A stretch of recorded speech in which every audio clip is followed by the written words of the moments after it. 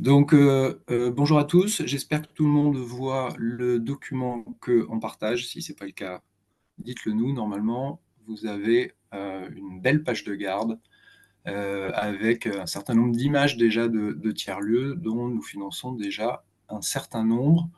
L'objectif, l'objet en tout cas d'aujourd'hui, c'est de pouvoir vous présenter l'offre de soutien de la Banque des Territoires au tiers-lieux. On a la chance d'avoir une offre relativement fournie, en tout cas on l'espère, et qui permet d'accompagner les projets à différents temps de développement et de maturation du projet. Peut-être pour commencer, alors si j'y arrive en tout cas, voilà. Peut-être pour commencer, la Banque des Territoires, peut-être replacée dans le contexte, sans faire une explication bien sûr de l'organigramme, mais c'est parfois pas forcément clair. Pour nous replacer dans l'organigramme, vous avez le groupe Caisse des dépôts, dont normalement vous entendez parler assez régulièrement, qui a un certain nombre de métiers, un certain nombre de filiales. Les postiers sont chez nous, par exemple, BPI France également. Et au sein de la Caisse des dépôts et consignations, vous avez un regroupement de départements qui s'appelle la Banque des Territoires. Ce n'est pas une structure à part, mais bien un regroupement, et qui va justement interfacer tous les départements qui ont vocation à vraiment appuyer directement les territoires. Donc on va y retrouver les clientèles bancaires, on va y retrouver les prêts, on va y retrouver le conseil et l'ingénierie, CDC Habitat aussi, la filiale logement social et intermédiaire, la direction du réseau avec donc les différentes directions régionales. Donc c'est la partie de l'organigramme où Marie est présente. Et puis la direction de l'investissement dans laquelle moi j'évolue, qui s'intéresse à différentes thématiques également. Et donc, pour ma part, j'interviens dans le département cohésion sociale et territoriale. Et au sein de ce département, l'équipe transition écologique et sociale des territoires, qui s'intéresse à différents sujets, la transition alimentaire, donc agri-alim, l'économie circulaire, l'insertion et les tiers-lieux, donc qui sont le sujet qui nous intéresse aujourd'hui, mais qui fait quand même assez régulièrement écho aux trois autres thématiques. C'est assez rare qu'on n'ait pas au moins une des trois dans les projets de tiers-lieux. Donc c'est vraiment comme ça qu'on a une cohérence globale de l'équipe. Voilà, c'était pour essayer de faire un peu la mise en perspective de cette grande maison. Et donc, au sein de la Banque des Territoires, je vous le disais à l'instant, on a 16 directions régionales. Finalement, on suit la structuration des EMA, des réseaux régionaux de tiers-lieux, puisqu'on a aussi ces implantations-là qui permettent vraiment d'être à vos côtés avec une connaissance que typiquement moi je peux difficilement avoir des territoires, connaissances locaux, des acteurs, des dynamiques, etc. Et donc, plus particulièrement, donc, la direction Grand Est qui a été présentée, et c'est pourquoi Marie est votre premier interlocuteur, et la mieux à même d'ailleurs d'être votre contact et d'apprendre les projets que vous portez. Je pense que le support il sera partagé, donc vous voyez qu'en bas à droite, vous avez un en savoir plus qui devrait fonctionner dans le support qu'on vous enverra. Donc n'hésitez pas à aller chercher des informations aussi plus précises, puisque ça vous renverra sur le site Banque des Territoires. Ça fait quelques années qu'on s'intéresse aux tiers-lieux. Donc, on a déjà accompagné un certain nombre de projets. Alors, c'est jamais exhaustif puisqu'on essaie d'en financer régulièrement, mais on a essayé un petit peu de mapper les différents projets qu'on a soutenus jusqu'alors. Aujourd'hui, on a 16 lignes d'investissement, c'est-à-dire 16 projets qui ont été accompagnés en fonds propres et en quasi-fonds propres, pour un volume d'environ 12 millions, et 15 projets soutenus via le dispositif subventionnel, Évidemment, on va parler de tout ça aujourd'hui plus en détail. Donc au total, on est à peu près à 18 millions de financements engagés donc, auprès de vous, les porteurs de projets des tiers-lieux, et bien sûr leur écosystème, puisqu'on a la volonté d'appuyer à la fois les porteurs de projets, mais également les outils, les dispositifs et les réseaux qui vont vous permettre d'affiner vos projets et de les faire sortir de terre. Le type de tiers-lieu qu'on recherche ou qu'on vise, on pourra revenir sur la définition si vous le souhaitez des tiers-lieux, mais surtout, on cherche des tiers-lieux d'innovation sociale. Typiquement, on ne cherche pas à financer des coworking en tant que tel, on va vraiment rechercher des projets hybrides, avec un certain nombre d'éléments de gouvernance partagée, de convivialité, etc. Et qu'est-ce qu'on entend précisément par tiers-lieu d'innovation sociale? Ça va être vraiment des projets qui, dès leur idéation, vont chercher un équilibre entre ce qu'on appelle nous un modèle économique, c'est-à-dire un budget qui soit pérenne dans le temps, et en même temps qui puisse s'inscrire dans l'économie sociale et solidaire et générer des impacts. On se définit à la Banque des Territoires comme des investisseurs à impact, donc c'est quelque chose de important pour nous dans la sélection des projets et également finalement dans la valorisation de notre action. Donc ces impacts extra-financiers, c'est vraiment quelque chose qui va faire partie des discussions qu'on aura avec vous, à la fois de manière très concrète, en listant finalement des indicateurs qui illustrent l'impact social, territorial, de cohésion de ces projets. Et on cherche vraiment voilà, ces projets qui vont à la fois être générateurs d'impact extra-financier, tout en ayant un modèle économique qui soit vertueux. Si on rentre un peu plus dans le détail, dans l'offre de soutien au tiers-lieu, il y a peut-être un premier plot qui est celui de l'ingénierie.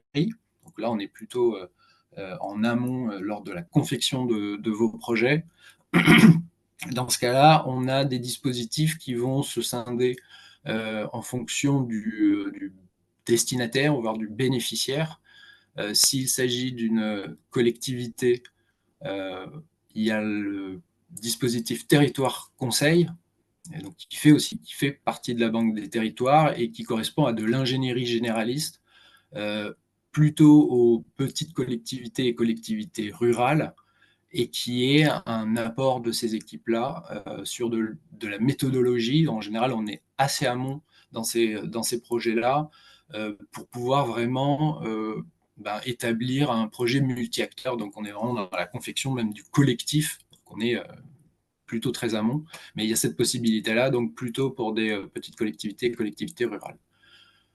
Il y a un autre dispositif à destination des collectivités, ce qu'on appelle les programmes nationaux. Donc vous avez peut-être déjà entendu parler. Alors, il y en a 3, mais ce n'est même pas forcément exhaustif, mais il y a Petite Ville de demain, Action Cœur de Ville, Territoire d'industrie. Donc à chaque fois, ce sont des territoires qui sont précisément identifiés.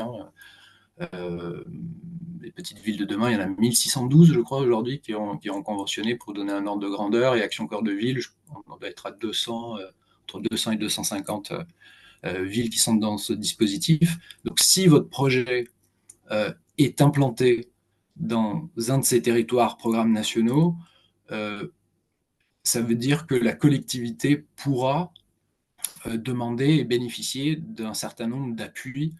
Ce sont des programmes nationaux qui sont pilotés donc, par la Caisse des dépôts et qui offrent des possibilités d'ingénierie, d'expérimentation, voire de financement. Il n'y a pas de systématisme, c'est vraiment au cas par cas, notamment via des marchés à bon de commande qui vont permettre de solliciter des prestataires type cabinet de conseil pour vous accompagner et pour accompagner la collectivité dans donc, la structuration du projet.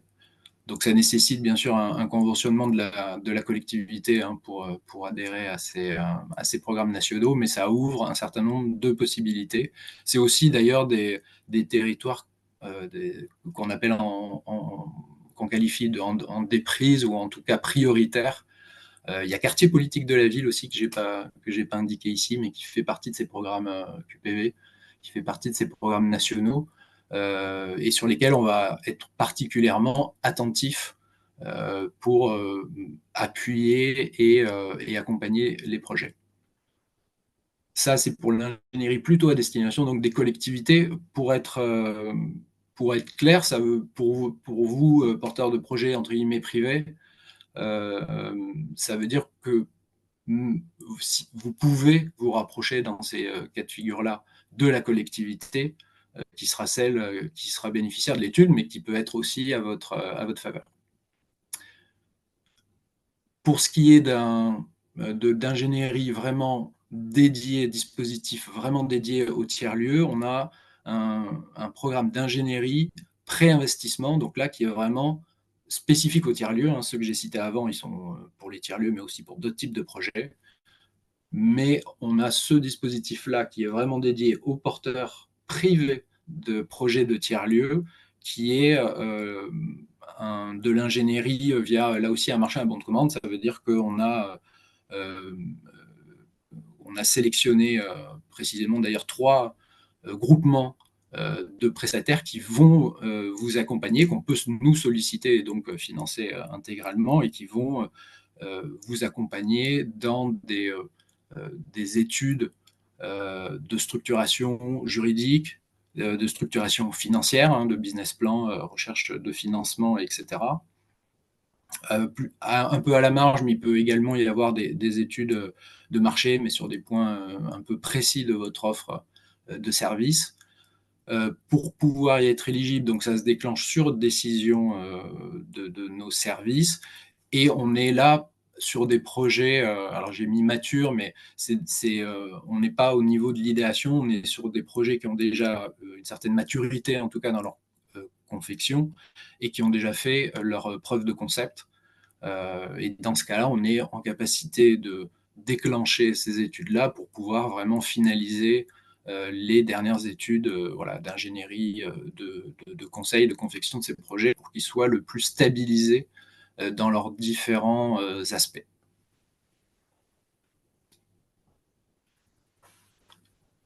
Ça, c'était pour l'offre d'ingénierie. Ce qu'on va chercher à faire en général en première intention, ce qui me semble la banque des territoires, donc on va en première intention chercher à financer, à accompagner les projets en investissement. Je parlais tout à l'heure de cette cible des tiers-lieux d'innovation sociale. Donc ça, je n'y reviens pas. On est bien en termes de définition, d'ailleurs, sans lancer le débat, parce que justement, on ne s'est pas amusé à redéfinir un tiers-lieu. On est sur la définition de France Tiers-Lieu, dont j'ai repris les principaux éléments juste au-dessus. Il y a une définition et puis il y a 5 éléments. On n'a pas forcément d'ailleurs besoin de tous les cocher, mais qui vont caractériser ben, que c'est bien, qu'on est bien dans le cadre d'un tiers-lieu. Nos outils d'intervention dans ce cas-là, quand on parle d'investissement, on est en capacité de financer les projets donc en fonds propres, en capital, mais également en ce qu'on appelle en quasi-fonds propres, donc avec d'autres outils à notre disposition, des comptes courants d'associés, des prêts subordonnés à intérêt participatif, en fonction du type de structure, ça peut être également des titres associatifs ou participatifs. Donc, titres associatifs, ce sont pour les associations, titres participatifs plutôt pour les coopératives, les SIC et les SCOP notamment. On est également capable d'intervenir via des obligations. Voilà, donc il y a bien sûr un certain nombre de conditions à chaque fois, mais voilà un petit peu les outils d'intervention qui nous permettent de venir financer des projets. Donc, pour vous donner les grands critères, les principaux critères d'éligibilité, Donc je l'ai dit, on est sur des projets générateurs d'impact. On est également sur des projets qui s'inscrivent dans l'ESS. Ça également, on pourra y revenir si vous le souhaitez. On est dans l'ESS par sa structure, par des agréments ou des labellisations, etc. Mais on va vraiment rechercher ce type de projet-là, qui font donc toujours l'équilibre avec un modèle économique vertueux. On va s'assurer, nous, si on doit accompagner un projet et qu'il ait une solidité suffisante pour être pérenne dans le temps, voilà, tout simplement. Ces financements, ils s'adressent aux projets un petit peu à tous les stades, mais on est en capacité d'intervenir et donc de financer au stade de l'amorçage. Je le précise bien sûr pour l'information, mais aussi parce que c'est pas le cas pour toutes les offres de la Banque des Territoires. C'est même plutôt, c'est même plutôt exceptionnel, littéralement parlant. En tout cas, on est capable d'intervenir au moment de l'amorçage, ça veut dire au démarrage du projet de tiers-lieu, du moment qu'il y a eu de l'expérimentation, donc une POC, une preuve de concept, que donc l'offre de service qui est visée a fait l'objet d'un test grandeur nature. Notre offre, elle s'adresse directement à la structure qui va porter, réaliser l'exploitation. Ce n'est pas une offre immobilière en tant que telle. Donc nous, on sera vraiment en capacité d'intervenir dans cette structure qui réalise directement l'exploitation du tiers-lieu. Les besoins qu'on est en capacité de financer et qu'on va prendre en compte, nous, dans le besoin de financement, ça va être les murs. Alors, c'est et où, et où, et où. Ça va être les murs, donc vraiment le bâti, l'immobilier. Tout ce qui relève de l'aménagement, notamment les aménagements intérieurs. Tout ce qui relève également du matériel d'exploitation, matériel roulant, etc. Et puis également ce qu'on appelle le BFR, qui est, on va dire, les besoins de financement qui sont liés justement au démarrage du projet. On sait bien qu'un projet, ça n'est pas tout de suite à son rythme de croisière. Il y a un temps de montée en puissance qui peut générer ou qui génère du besoin de financement. Donc ça également, on le prend en compte dans le besoin qu'on va pouvoir financer. Notre offre d'investissement, elle s'adresse uniquement aux porteurs de projets privés. Alors privé, je pourrais le mettre entre guillemets, mais c'est par opposition à on ne finance pas avec en investissement des projets qui sont portés par les collectivités locales. On va rechercher, mais c'est lié, c'est inhérent à l'ADN des tiers-lieux, hein, évidemment, des éléments de gouvernance partagés. En général, c'est des collectifs qui sont les porteurs de projets et qui construisent ces projets-là. On va attendre d'avoir une maîtrise du foncier. Ça fait partie des points un peu préalables. Maîtrise du foncier, ça veut dire avoir déjà un bail si on est en location ou simplement au moins une promesse d'achat si on compte acquérir le foncier. On recherche également des projets qui ont un ancrage territorial. Pour nous, c'est très important de ne pas financer des projets hors sol, donc il faut qu'ils s'inscrivent. En général, pour les tiers-lieux, c'est le cas. Il faut qu'ils s'inscrivent vraiment dans leur territoire, dans leur quartier, et ça sous-tend en général d'avoir un soutien de la collectivité qui est une des parties prenantes un petit peu clés de ces projets-là. On intervient avec un ticket minimum, donc Banque des Territoires, qui est à 200 000 euros. On est capable d'intervenir à partir de ce ticket-là, donc prévisionnel pour nous, et 500 000 euros si on est en fonds propres, sachant que la Banque des Territoires a la vocation à permettre à ces projets-là de sortir de terre, donc finalement à venir compléter un tour de table. Ça veut dire quoi? Ça veut dire qu'on n'investit pas seul, nous sommes des co-investisseurs, donc on interviendra toujours aux côtés d'au moins un autre financeur professionnel, mais rassurez-vous, il y en a un certain nombre. On travaille souvent, par exemple, avec France Active, dans les projets, pour en citer un. Donc nous, on va être en co-investissement et on va être forcément des financeurs minoritaires. On a notre vocation, c'est vraiment de venir compléter un tour de table, un plan de financement pour que le projet puisse émerger. Ça veut dire qu'on n'interviendra jamais à plus de 50% du besoin de financement.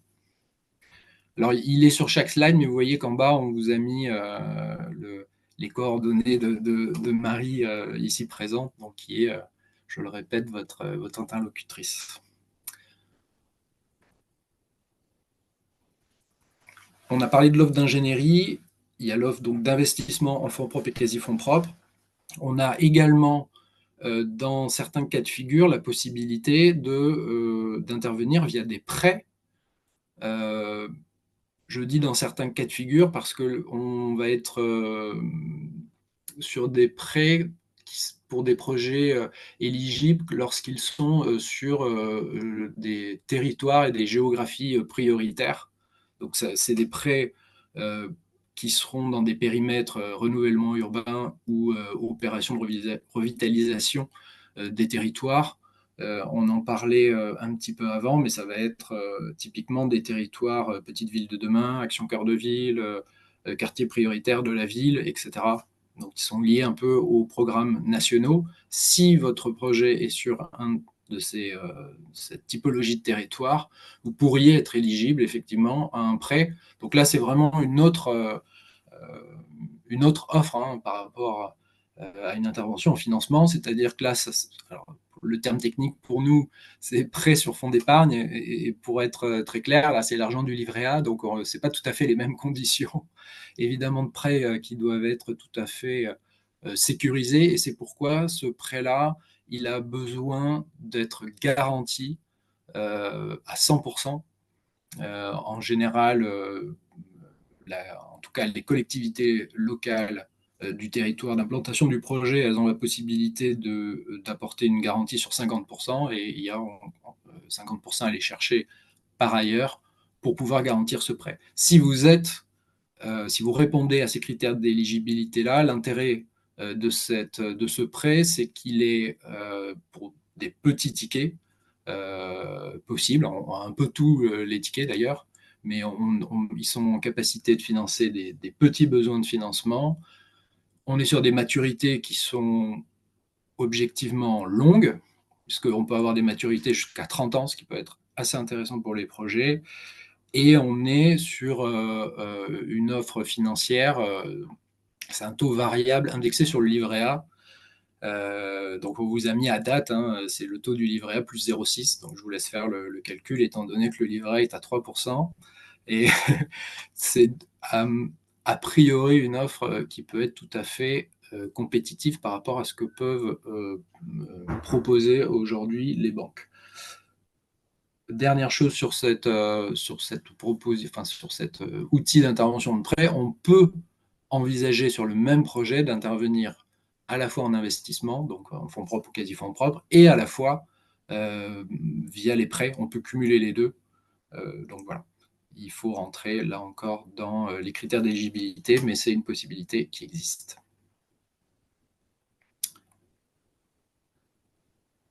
On a aussi, peut-être pour terminer ce panorama-là, on n'a pas fondamentalement vocation à fournir des subventions. C'est pas ce qu'on nous demande, si je peux le dire comme ça.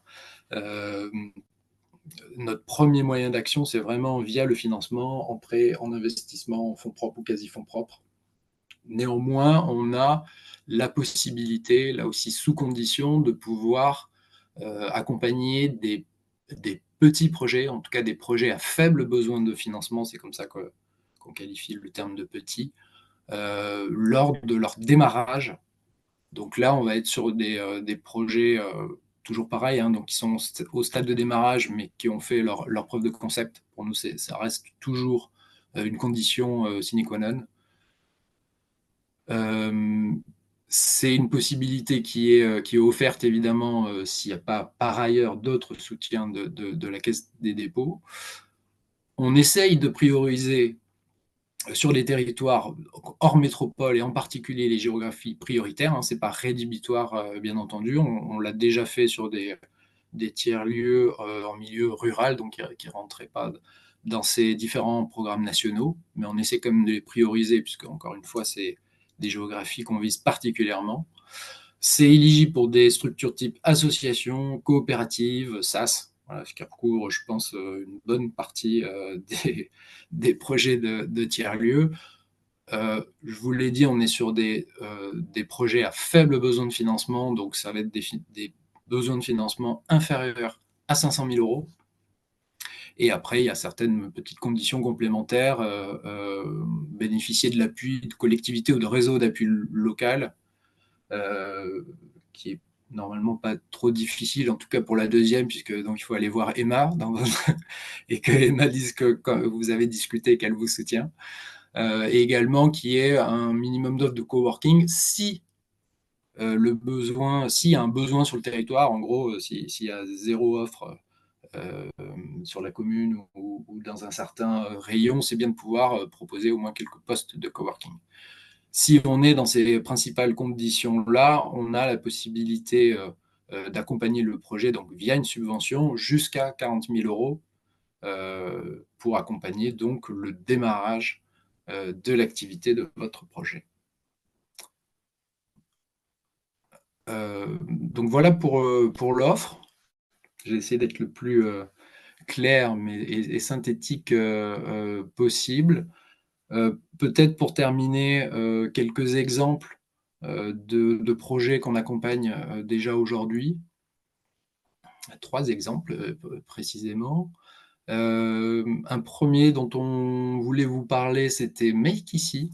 Make Ici, ce sont, peut-être que certains connaissent, c'est un réseau de manufactures collaboratifs. Donc on parle de makerspace et donc d'ateliers partagés plutôt à destination des artisans. C'est une SaaS ESUS qui a une dizaine d'années maintenant, mais qui s'est particulièrement développée depuis 2019-2020, qui a plusieurs implantations à Montreuil, à Marseille, à Nantes, à Ouascal. Il y en a d'autres d'ailleurs qui sont en cours dans d'autres territoires, parfois d'ailleurs plus ruraux. Mais en tout cas qui se développent dans des territoires à fort enjeu. Ça, c'est vraiment le type de projet qu'on va rechercher. Et donc, Make Ici propose ces ateliers partagés pour permettre à des artisans de se regrouper et de répondre à des commandes ensemble, pour leur permettre aussi d'avoir accès à des prix on va dire, adéquate et en tout cas compétitif à du matériel, à des espaces spécifiques et dédiés à leur activité. Il y a aussi une activité de formation assez foisonnante au métier, donc forcément du fer, mais également à l'entrepreneuriat. Donc quand vous allez dans une manufacture Make Ici, vous pouvez être formé, si vous êtes un professionnel, mettre la main à la pâte, exercer votre métier. Et en termes d'impact, il y a aujourd'hui 300 résidents et abonnés. Alors 2020, c'est peut-être un petit peu vieux, donc ils doivent être peut-être à 400, 450 aujourd'hui. Il y a 5 manufactures précisément. Ils ont un certain nombre d'apprenants chaque année et ils visent un développement effectivement en fonction de leurs opportunités d'une dizaine de nouveaux sites. Alors c'est 2034, je pense, plutôt que 2024. Et donc c'est un tiers-lieu ou un réseau de tiers-lieux qu'on a accompagné pour 950 000 euros en fonds propres. Un deuxième exemple pour illustrer aussi un peu la diversité des Une projets qu'on question a. sur Oui, la slide précédente. allez-y. Oui, merci. Parce que je vois que le montant en fonds propres est quand même assez élevé, parce que c'est près de 1 million. Et comme vous aviez dit que vous étiez minoritaire, je me disais que waouh, les fonds propres du tiers-lieu qui se lancent, ça fait beaucoup. Du coup, vous êtes intervenu peut-être en titre. Non, c'était comment ça s'appelle déjà? quasi fonds propres, enfin avec des comptes courants d'associés ou? Là, c'est vraiment une intervention en fonds propres, donc ça veut dire en capital. Après, on définit l'outil au cas par cas le plus adapté. Là, c'était quand même d'abord une demande des porteurs de projets d'investir en capital. C'est parce enfin, en tout cas, c'est pas du tout systématique. Et donc ça, c'est une première chose. Et deuxième chose, là, on est sur un réseau de manufactures. Ça veut dire que dès le début, leur plan de développement, ils prévoyaient l'ouverture d'un certain nombre de sites. Donc ça, évidemment, ça demande pas mal de financement. Mais je vous rassure, on n'est pas toujours, enfin je vous rassure ou pas, mais je précise qu'on n'est pas toujours sur ce type de volume. Là, encore une fois, c'est qu'ils avaient un concept, notamment le site de Montreuil, qui lui existe depuis 2012, je pense. Donc, il avait fait ses preuves et l'idée, c'était de pouvoir le dupliquer. Donc, on n'est pas sur l'idée d'avoir un tiers-lieu Oui. seul. C'est ce qui explique, je pense, le besoin de financement plus important. Mais c'est vrai que sur un ticket moyen, on sera clairement en dessous de ça en moyenne par rapport à ce qu'on pratique. Mhm. Merci. D'ailleurs, le deuxième exemple, vous voyez qu'on est plutôt sur pas loin de nos minimums d'intervention à nous. Donc ça, c'est la loco. Euh, pour ceux qui l'auraient vu passer, on avait un événement des territoires, ça s'appelle le Hub des territoires, qui se déroulait mardi dernier, là, il y a 2 jours, qui était dédié au tiers-lieu dans les petites villes de demain. Et la loco est intervenue pour présenter un petit peu son parcours. Donc là, on est vraiment sur un tiers-lieu culturel et festif, donc à Quimperlé. Donc c'est une ville PVD, mais qui se situe en Bretagne centrale. C'est une coopérative. Donc là, on est vraiment sur un tiers-lieu, un projet unique, qui propose un écosystème autour des métiers du spectacle. Donc, en fait, c'est à la fois une salle de spectacle, un bar et des espaces de formation à destination donc, des personnes, enfin des métiers du spectacle. Donc, on retrouve vraiment cette hybridation des activités comme on peut l'avoir dans un tiers-lieu. Et donc là, c'est vraiment du festif, parce que je pense qu'il faut le dire la chose, mais également du culturel, parce qu'il y a vraiment cette notion d'accompagnement de la filière. Donc ce projet-là, on l'a accompagné pour le coup en pré-subordonné, et on était sur un ticket de 240 000 euros, donc un peu plus proche de notre minimum. Donc je l'ai dit, il y a une salle de concert, un bar, un dispositif de formation et d'accompagnement donc au métier du spectacle vivant. Il y a aussi d'ailleurs une navette de nuit, si jamais vous y allez, qui vous raccompagne chez vous si vous habitez pas trop loin. Euh, donc c'est un projet qui avait reçu un fort soutien des collectivités et du public. Ils avaient réussi d'ailleurs à faire une levée citoyenne pour pouvoir acquérir toute la partie matérielle, hein, donc notamment son, quoi. Euh, et du coup, c'est typiquement un projet, donc au-delà de son aspect festif, qui déploie des impacts, évidemment, en termes de dynamisation du territoire, en plus dans un cadre de petite ville de demain. Donc, voilà, on est sur un espace d'à peu près 500 mètres carrés.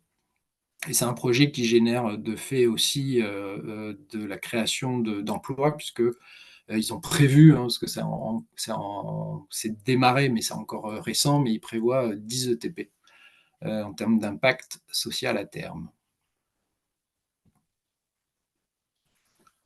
Un troisième exemple, un troisième et dernier exemple, mais encore une fois pour essayer d'illustrer un peu les types de projets qu'on est susceptible d'accompagner. Celui-là est très récent aussi, mais il est en exploitation. C'est le hameau de Montrieux. Donc là, on est en région PACA et on est sur un tiers-lieu tourisme, formation et alimentaire, hein. Donc là, on est vraiment pour le coup, sur du rural. Euh, c'est une société anonyme coopérative avec une filiale SAS ESUS qui porte l'immobilier. Donc, c'est vraiment un foncier tout à fait remarquable euh, qui a été racheté par un collectif de 9 familles avec cette ambition-là de créer vraiment un lieu de redynamisation, de sensibilisation voilà, sur ces aspects ruraux. Alors c'est dans le Haut-Pays varois précisément. C'est un ancien monastère donc, voilà, qui a été complètement réhabilité. Et là, ils vont proposer, enfin, ils proposent une offre d'hébergement hôtelier, de restauration. Ils font pas mal d'événementiels. Également, ils commencent à faire de la formation. Et puis, ils ont aussi un espace agricole. Il y a une forte dimension transition alimentaire dans ce projet-là.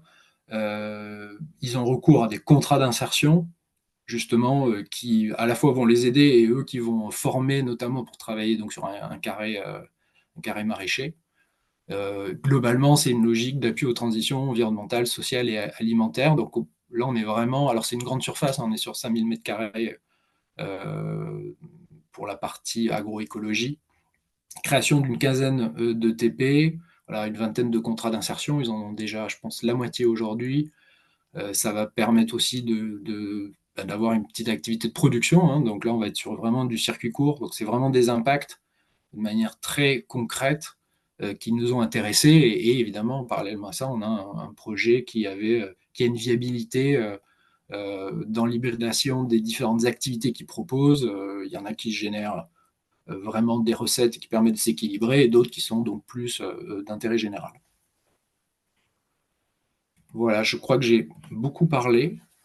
Voilà ce qu'on voulait en tout cas profiter qu'on nous donne la parole pour vous présenter un petit peu donc les différentes possibilités qu'on a d'intervenir et de vous accompagner dans vos projets. Et puis voilà, encore une fois, quelques exemples. Hein. On n'a pas de filière type.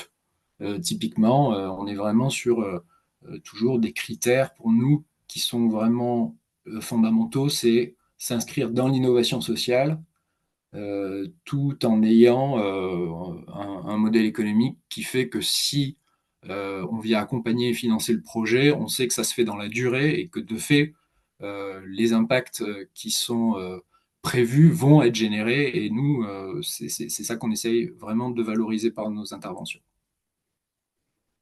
Merci de votre attention et on est, Marie et moi, à votre disposition et à votre écoute pour les questions ou simplement les réactions que vous pourriez avoir. Merci à tout le monde pour ce webinaire. Merci à Antoine, merci à Marie pour le temps de présentation qui était riche, je pense, pour les tiers-lieux. En tout cas, moi, même si je vous connaissais bien, j'ai encore appris des choses. Donc, merci à vous.